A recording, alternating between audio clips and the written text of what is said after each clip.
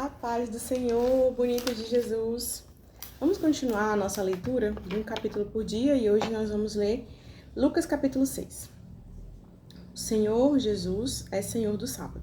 Aconteceu que num sábado Jesus passava pelas searas e os seus discípulos colhiam e comiam espigas, debulhando-as com as mãos. E alguns dos fariseus lhe disseram: Por que vocês fazem o que não é lícito aos sábados? Jesus tomou a palavra e disse: Vocês nem ao menos leram o que Davi fez quando teve fome, ele e seus companheiros? Como entrou na casa de Deus, pegando os pães da proposição, comeu e deu também aos que estavam com ele. Pães que não lhe era lícito comer, mas exclusivamente aos sacerdotes. Mas Jesus lhes disse: O Filho do Homem é o Senhor do sábado. O homem da mão ressequida. Aconteceu que em outro sábado Jesus entrou na sinagoga e começou a ensinar. Estava ali um homem que tinha a mão direita ressequida. Os escribas e os fariseus observavam Jesus, procurando ver se ele faria uma cura no sábado, a fim de achar o que acusar. Mas Jesus, conhecendo os pensamentos deles, disse o homem à mão ressequida: Levante-se e venha para o meio. E ele, levantando-se, ficou em pé. Então Jesus disse: Vou fazer uma pergunta para vocês. É lícito no sábado fazer o bem ou fazer o mal? Salvar uma vida ou deixar que se perca? Então Jesus, olhando para todos os que estavam ao redor, disse ao homem: Estenda a mão. Ele ali assim o fez e a mão lhe foi restaurada. Mas eles se encheram de furor e discutiam entre si quanto que fariam contra Jesus. Naquele dia Jesus se retirou para o monte a fim de orar e passar a noite orando a Deus. E quando amanheceu, chamou a si os seus discípulos e escolheu 12 entre eles, os quais deu também o nome de apóstolos: Simão, a quem acrescentou o nome de Pedro, e André, seu irmão, Tiago e João, Filipe e Bartolomeu, Mateus e Tomé, Tiago, filho de Alfeu, Simão, chamado de Zelote, Judas, filho de Tiago, e Judas Iscariotes, a quem tornou o traidor.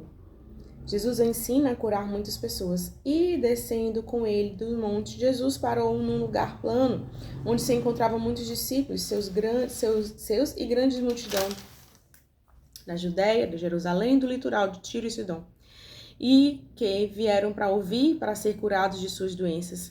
Também os atormentados dos espíritos imundos eram curados, e toda a multidão procurava tocar em Jesus, quando dele saía poder, e curava todos. O Bem-aventuranças e os Ais, conhecido como Sermão da Planície. E quando olhando para os seus discípulos, Jesus lhe disse: Bem-aventurados são vocês os pobres, porque o reino de Deus é de vocês. Bem-aventurados são vocês que agora têm fome, porque serão saciados. Bem-aventurados são vocês que agora choram, porque vocês hão de rir. Bem-aventurados são vocês quando as pessoas o odiarem, expulsarem da sua companhia, insultarem e rejeitarem o nome de vocês, como indignos por causa do Filho do Homem.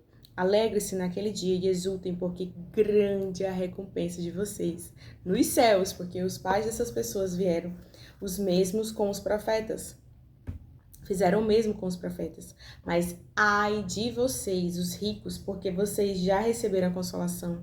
Ai de vocês agora que estão fartos, porque vocês vão passar fome. Ai de vocês que agora estão rindo, porque vocês vão lamentar e chorar. Ai de vocês quando todos os elogiarem, porque os pais dessas pessoas fizeram o mesmo com os falsos profetas. O amor e os inimigos. Digo, porém, a vocês que me ouvem: ame o seu inimigo. Façam bem os que odeiam vocês, abençoe aqueles que os amaldiçoem, orem pelos que maltratam vocês. Ao que lhe bater numa face, ofereça também a outra. Ao que lhe tirar a capa, deixe também a túnica. Dê a todo o que lhe pedir alguma coisa. Se alguém levar o que é seu, não exija que seja devolvido.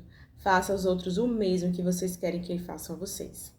Se vocês amam aqueles que o amam, que recompensa terão? Porque até os pecadores amam aqueles que o amam.